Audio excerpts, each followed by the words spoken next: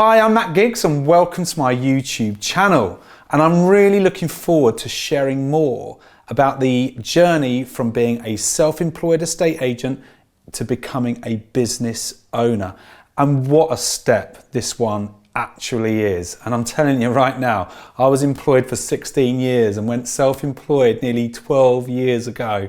And then the steps that take place after that are even more daunting at times. And you're going to be faced with lots of challenges, but I'm going to help simplify this in the next video just for you. So who am I? Well, I'm Matt Giggs and I've been an estate agent for over 28 years. And I now have a property group called the Giggs Group. I've been involved in growing different brands across the country, training thousands of estate agents and selling over £1 billion worth of property. So I've been the trainee, the junior, the T-boy. I've worn lots of t-shirts in this industry and I'm going to continue to learn and grow even more. So what I'm here to do is share some of my own journey, my own wisdom around how I've done these things in order to help you to achieve your goals, dreams and desires in this brilliant industry that we're in. So how to go from being self-employed in a estate agency to being a business owner. And we hear about this so many times and how it's like the holy grail, becoming a business owner. It's a great thing. And you know, you can go away for months and your business runs without itself. You got nobody. Look, I'm not going to lie. Being a business owner is freaking hard. Okay, I have been a business owner now for nearly 10 years. And how that journey started for me was coming out of employed estate agency, working for other people, helping those people to achieve their goals, dreams and desires and ambitions, and then going off and doing it for myself. And that was the moment that I realized the real world is in my control. So, what happened next? Well, I started Giggs & Co. I launched my self-employed, personally, my own estate agency in 2012. And it was the best thing that I ever did. And it's the best thing that I've ever done. I mean, I'm not going to lie. Right now, I'm sitting here. It's a midweek day filming content and sharing more stories for you guys to improve your own journeys in your own towns and communities moving forward. But it isn't all sunshine and flowers. I'd love to say it is. It's freaking hard. And I'm not going to lie, you need to really, really build this resilience up. So the first thing I'm going to share with you right now is you've got to prepare mentally for growth. Okay?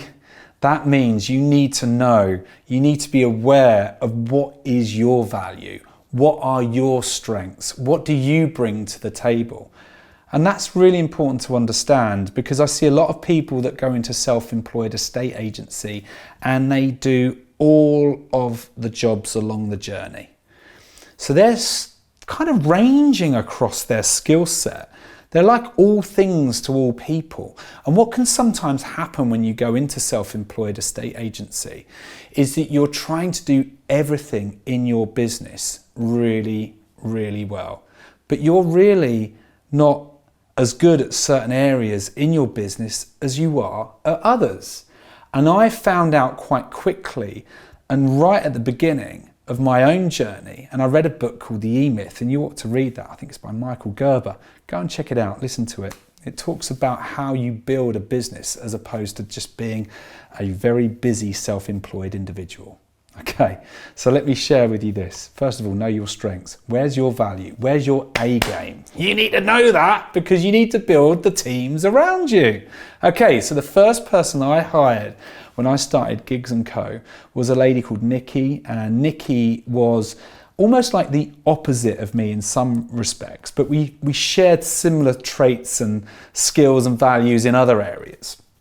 So I was the estate agent, the guy that valued and sold the houses, just in a simple context when I started. So just to keep it nice and simple, what Nikki really controlled was the administrative side and the customer service side. So she came and helped me to leverage my skills. So she took away the tasks and the jobs which really held me back. It held me back from being in my A game, if that makes sense. And my A game was being in conversations, negotiation, helping clients to see the value in what we brought and did. So I really oversaw the bigger picture richer, if that makes sense. I had the bigger conversations, the more meaningful problem-solving areas, which helped me to be at the sharp end of where the business was really done. And in the back end, which is where Nikki got involved, she helped me with the running of the business, the way we communicated, the service that we offered, and we were an incredible team. And if I'm being brutally honest, that's like the first example that I want to give you right now. You've almost got to find your opposite. Because imagine trying to build a business on two of the same people. It doesn't really make sense, because you're always going to be fighting for that spot. And actually, what are you going to be learning if you've got the same skills, ideas, and you're challenging what? Nothing? You're not really challenging each other. You're just doing the same job twice. So what I'd be saying to you right now is that you need to be self-aware enough to understand what are the key areas that you need to work on for you to build your business. I'm going to give you another example, and this is more recently in my coaching and training business, whereby I sit here and I do videos once a month. I've got a guy called Ed behind the camera, brilliant guy. He's told me to say that bit, but no, he really is a brilliant guy. He does my editing, filming and publication of the videos. He sends across to a lady called Ems. Ems organised my marketing, and she helps me to produce the content to get in front of you right now. Now imagine if I had to do all of that myself. Well, it's no different in a estate agency.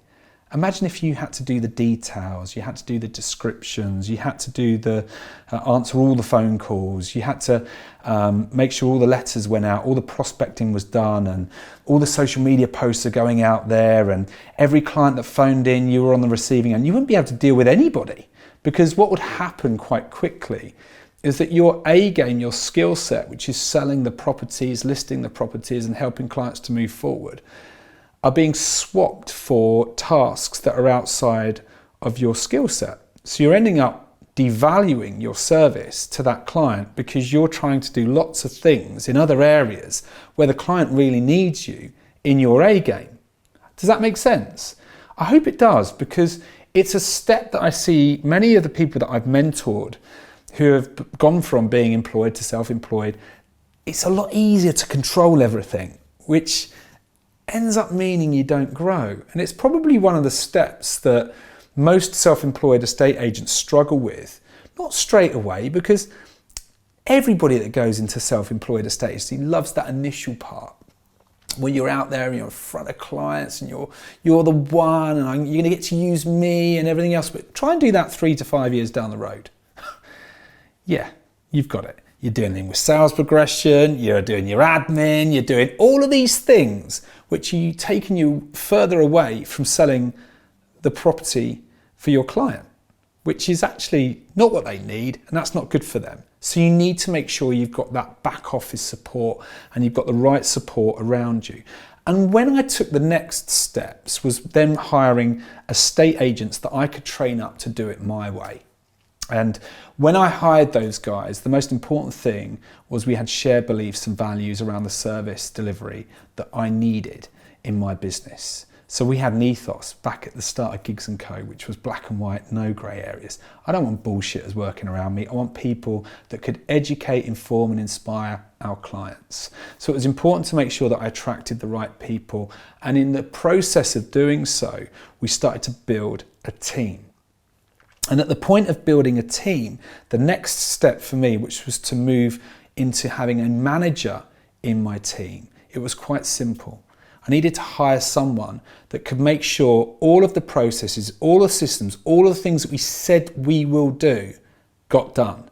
That person wasn't there to set the vision, they were there to make sure that the job got done, the work got done, the plan was met, the actions were influenced and they were taken. And I would support with the leadership and the vision of the business to make sure that we were moving forward. So I was training the team on how to do things. So at that point of having a manager in my business, it allowed me to start taking things like weekends off, going on holiday, and actually probably enjoying the flexibility and the benefits of having my own business. And what I see a lot at the moment, and certainly more estate agents that are self-employed and have been doing it for 2 or 3 years, is they get to enjoy the income, but not the outcome of being fully all in, fully responsible agents across the whole customer journey, because they end up spending a lot of their time doing the things that they don't necessarily feel as inspired by, which then means they start to resent certain areas of the customer journey and the service becomes more difficult to deliver. And I understand what can happen here, and not everybody's got deep pockets to go and hire lots of new staff and attract the right people, which is why when you're going to build a business, you need to have a clear vision. I touched on it a minute ago. If you've got a vision, if you haven't got a clear vision, then people aren't going to join you, or the right people certainly aren't going to join you. If you haven't got clear values, then you're going to attract people that just want a job and they're just in it for themselves. Now, I understand being a business owner requires going through lots of steps. And these are just the first few steps that you need to go through in order to build your business. Because if you don't go through these steps, you're just going to be very, very busy just working for yourself on your own, going round in circles. And I'm telling you right now, that won't last longer than just a few years. You're going to be knackered before you know it. So you need the right people around you from day one, month one, year one, in order to grow gradually and build a sustainable team of people that can deliver your vision with your values. So that's when you get to the stage of actually being a business owner. And you really are then a business owner. If you've got a team that can work without you, you know that you've got something special and something that you can enjoy and help to develop over the years ahead, providing a much better service for your clients moving forward. So, how did you get on? Did you like that? Does that make sense? Do those steps really resonate with you and where you are right now? It can be done. There are lots of brilliant people that have made this transition before. And don't forget, one of the biggest steps is going from being employed to self-employed. So you've already took a huge gamble on your career already. So hopefully you've liked this video, so like it. Ring the notification bell and make sure you subscribe. But keep me posted with future content and videos that you want me to do for you, so you continue to enjoy the journey of becoming a real estate agent, so you can scale your careers with integrity and without the sleaze. I look forward to seeing you soon.